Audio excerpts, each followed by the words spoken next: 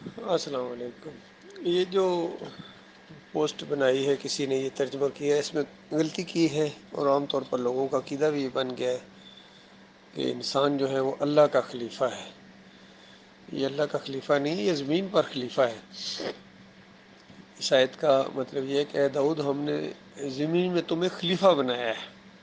جو اپنا کا لفظ ساتھ لگا دی انہوں نے، تو یہ صحیح نہیں ہے، مناسب نہیں ہے۔ خلیفہ ایک کے بعد دوسرا آنے والا، یہ زمین پر انسان خلیفہ ہے ایک دوسرے کا۔ اسی وجہ سے نبی علیہ السلام کی وفات کے بعد ابو بکر صدیق رضی اللہ تعالیٰ عنہ کو خلیفۃ الرسول کہتے تھے، خلیفۃ اللہ نہیں، خلیفۃ الرسول، یعنی رسول کے بعد اب یہ ہیں جو انتظامی معاملات میں اور دینی معاملات میں ہماری رہنمائی کر رہے ہیں، تو خلیفۃ الرسول کہا جاتا تھا ان کو، ایک کے بعد دوسرا آنے والا۔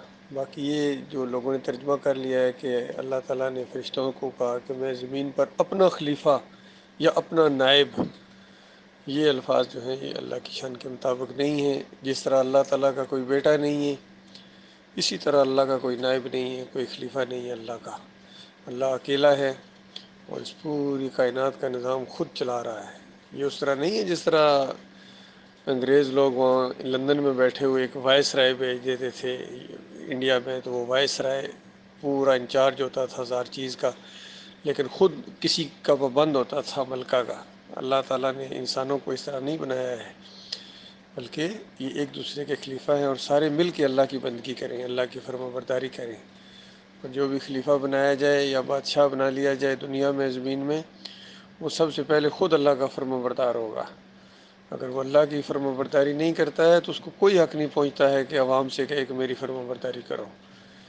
اسی وجہ سے ابو بکر صدیق نے پہلے دن ہی اعلان کر دیا تھا کہ دیکھو، جب تک میں اللہ اور اللہ کے رسول کا فرما بردار ہوں اس وقت تک تمہارے اوپر میری فرما برداری لازم ہے، لیکن اگر میں اللہ اور اللہ کے رسول کی فرما برداری نہیں کرتا ہوں تو پھر تمہارے اوپر نہ سننا ہے نہ اطاعت ہے۔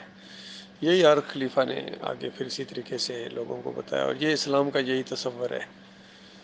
باقی آج جو دنیا میں افراتفری مچی ہوئی ہے اسی اسلام کو نہ ماننے کی وجہ سے، اور اللہ کے ہاں صرف ایک ہی دین ہے، اسلام بس، جس میں اللہ تعالیٰ کی بندگی ہے، اللہ کی پکارے ہیں، براہ راست پکارے ہیں، اور نفع نقصان کا مالک صرف اللہ ہے۔ رکوع اور سجدے صرف اللہ کے لیے، سارے تعظیمی سجدے جتنے بھی ہیں اللہ کے لیے، سجدہ ہوتا ہی اللہ کو ہے، کسی اور کو نہیں ہوتا ہے۔